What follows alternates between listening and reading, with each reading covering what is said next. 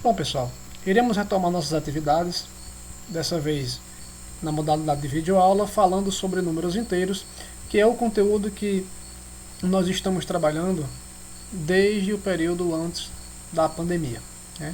Então, logo com o início do ano letivo, nós iniciamos esse conteúdo de números inteiros, com o qual eu pretendo finalizar hoje com esta aula. Na aula de hoje, nós iremos aprender o que é o número inteiro, as usabilidades desse conteúdo e a utilidade em nosso cotidiano, né?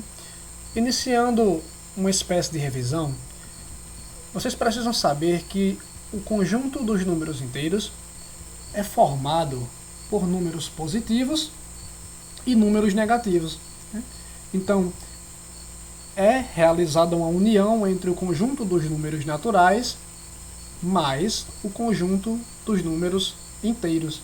Então, a união entre número negativo e positivo é o que chamamos de números inteiros. E os números inteiros eles são usados em muitos campos do conhecimento, por exemplo, nas ciências, na geografia e principalmente na matemática, com o qual veremos exemplos posteriormente. Por isso, podemos dizer que o conteúdo de números inteiros é um assunto muito útil em nosso cotidiano.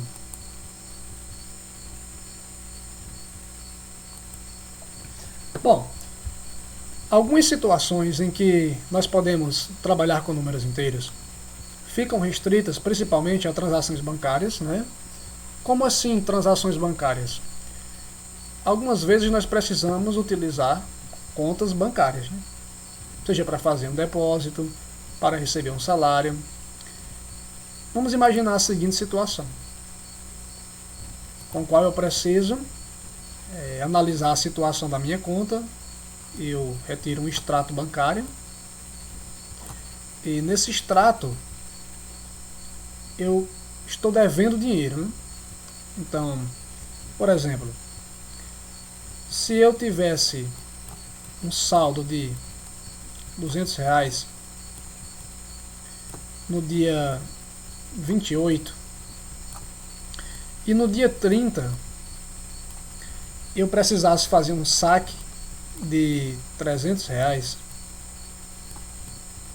obviamente ia retirar da minha conta os R$200, mas iria retirar um valor que eu não tenho. Então o que iria acontecer? Esse valor seria negativo e eu ficaria devendo ao banco. Então, em situações como essa, de transações bancárias, por muitas vezes nós podemos ficar com um saldo negativo. Outro exemplo muito comum, as altitudes, né? A altitude, por exemplo, o nível do mar é considerado como zero. Acima do nível do mar é positivo, abaixo do nível do mar é negativo. Tudo isso nós já vimos em sala de aula. Outro exemplo muito comum é a temperatura. Uma cidade que está mais próxima dos polos do globo terrestre, ela tende a ter uma temperatura mais próxima do zero, né? Consequentemente, a temperatura mais fria. E as áreas equatoriais, né, que estão mais próximas do paralelo do Equador, da linha do Equador, tendem a ser mais quentes, ou seja, aumentam a distância da origem. Tudo isso vai ficar mais claro nos próximos slides. Veja esse exemplo. Nós temos aqui o saldo de gol. Essa tabela é do Brasileirão 2011. Temos aqui os 4 primeiros colocados, o G4, né, onde Fluminense, primeiro lugar, Corinthians, Vasco e Internacional, né? E aqui no Z4, Palmeiras, Cruzeiro, Avaí e Ceará. Notem que o saldo de gols desses clubes, respectivamente, é 9, 5, 12 e 10. O número de gols marcados e subtrair o número de gols sofridos. Se o clube tomou mais gols do que fez, o seu saldo de gols será negativo. Se o clube marcou mais gols do que tomou, o seu saldo será positivo. Então, por exemplo, os clubes do G4 estão com um saldo de gol positivo. Olha só.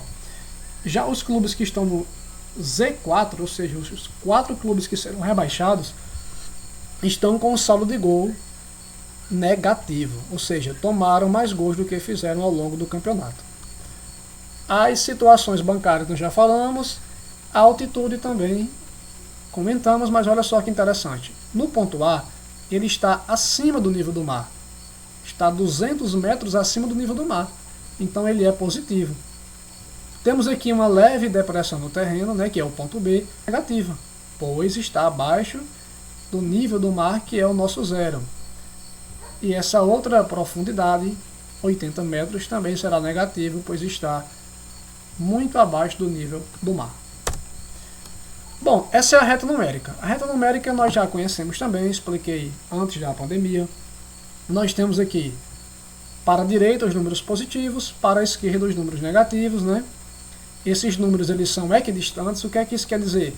Que possuem a mesma distância de um para outro.